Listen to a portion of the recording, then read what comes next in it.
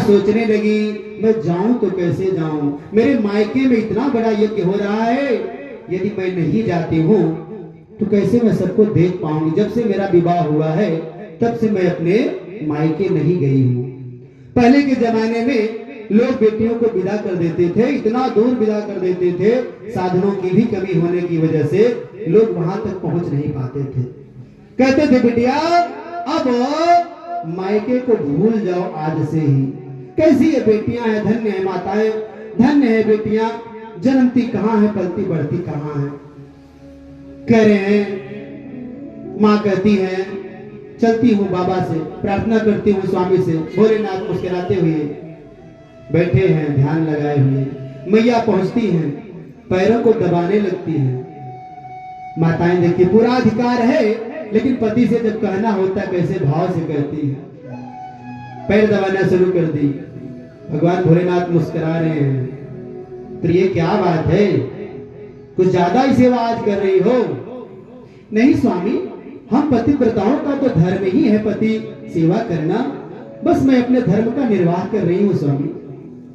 नहीं प्रिय, ऐसा नहीं है, धर्म का निर्वाह तो कर ही रही हो, लेकिन मुझे लग रहा है कि तुम्हारे मन में कुछ चल रहा है। सो बताने की कृपा करो, बताओ क्या तुम्हारे मन में चल रहा है, निसंकोच बताइए। सती जी ने अपनी बात जरा घुमा करके, महिलाएं बहुत ही चालाक होती है, बहुत होशियार होती हैं। सती जी ने अपनी बात जरा से घुमा के कही है, भोलेनाथ आपकी ससुराल में आपके ससुर जी ने बड़ा भारी यज्ञ किया है। वैसे तो अकड़ के कहेंगी हमारे नैहरे, हमारे पिताजी, हमारे भैया, लेकिन आज हमारे वाली बात नहीं है स्वामी। आपके ससुराल में आपके ससुर जी ने बहुत बड़ा यज्ञ किया है, ताकि भोलेनाथ जी को अपनत्व सा प्रतीत हो। भोलेनाथ हंसकर बोले, तो देवी क्या ससुराल से मेरे लिए कोई निमंत्रण आमंत्रण आया था क्या? सती जी ने कहा, आया तो नहीं स्वामी, पर मेरे पिताजी भेजे जरूर होंगे। हो सकता है डाक गड़बड़ा गई हो, जिसको निमंत्रण दिए हो वही न लेकर के आया हो, पर मेरे पिता निमंत्रण जरूर भेजे होंगे। भगवान भोलेनाथ से कहने लगी, स्वामी मेरे मन में बड़ी इच्छा है कि मैं भी वहां जाऊं। बस मेरे मन में एक ही कामना है कि हम 16 महीने हैं, विवाह के बाद से कभी मेरा मिलना नहीं हुआ है।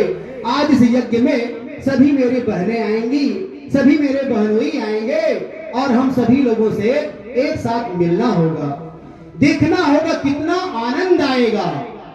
सबसे मिलने को, सबको देखने को मेरा बड़ा मन हो रहा है स्वामी, और आप भी चलिए, आप भी सबसे मिलेंगे, आपको भी मिलकर के बड़ा ही आनंद आएगा। भगवान भोलेनाथ माँ की मन स्थिति को समझ करके कहा, ए प्रिय चलने में तो मुझे भी कोई आपत्ति नहीं है, चले चलते, तुम्हारा भी कहना तो बिल्कुल उचित ही है। ऐसे ही अवसरों पर स्नेही जनों से भेंट हुआ करती है, सबसे मिलना जुलना होता है, परंतु आने जाने में तब आनंद आता है जब जिसके घर हम जाएं वो प्रेम से मिले। स्वामी आप कैसे ये जान गए यहीं बैठे बैठे सब कि आपसे कोई मिलेगा नहीं, प्रेम से नहीं मिलेगा, ये सारी बातें आप यहीं से कौन सोच ले रहे हैं? चल कर तो देखिए। भगवान भोलेनाथ कहते हैं, प्रिय रामचरितमानस में भी तुलसीदास जी ने लिख दिया है, ऐसे स्थानों पर नहीं जाना चाहिए जहां आवत ही हर्ष नहीं और नयन नहीं सने। तुलसी तहां न जाइए चाहे कंचन बरस में, तुलसी तहां न जाइए। देवी जी बोली, ए प्रभु आप चलिए तो सही। कैसे सब यही से सोच लिए। प्रभु भगवान भोलेनाथ जी को आज मैया को वह प्रसंग सुनाना ही पड़ गया जो अब तक सती जी से छुपा कर रखे थे। भगवान भोलेनाथ ने पूरा वृत्तांत तो उनके पिता दक्ष की स्वागत समारोह में हुए अपमान को सुना दिया। बोले, मैं तो सह गया प्रिय, लेकिन मैं तुम्हारे स्वभाव से परिचित हूं, तुम नहीं सह पाओगी। और पीड़ा, अपमान की पीड़ा मृत्यु से भी भयानक होती है। जो तुमसे सही नहीं जाएगी, इसलिए मेरी बात मानो, वहां बिल्कुल मत जाना, क्योंकि वहां जाने में तुम्हारा किसी प्रकार से भला होने वाला नहीं है। पर सती जी आग्रह अब भी उनका शांत नहीं हुआ। भगवान भोलेनाथ मेरे इतना समझाने के बाद भी सोच रहे हैं कि जब पार्वती नहीं मान रही है तो पुरुषार्थ करने में कोई कसर नहीं छोड़ना चाहिए। उसके बाद भी यदि बात न बनती हो तो नारायण के ऊपर छोड़ देना चाहिए। क्यों? क्योंकि लिखा है असंभव है मृगस्य जन्म तथापि रामो लुलुभाय मृगाय प्रायः समापन्न विपत्ति काले धियो विपुंसां मलिना भवन्ते।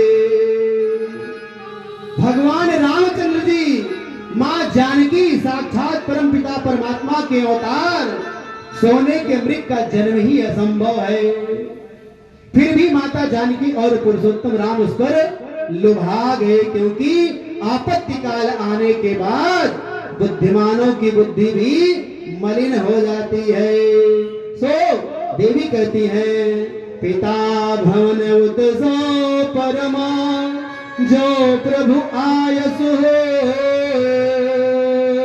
तो मैं जाऊं कृपायतन सादर देखन सो।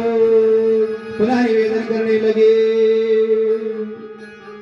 भक्त कहते हैं शिव जी से बोली है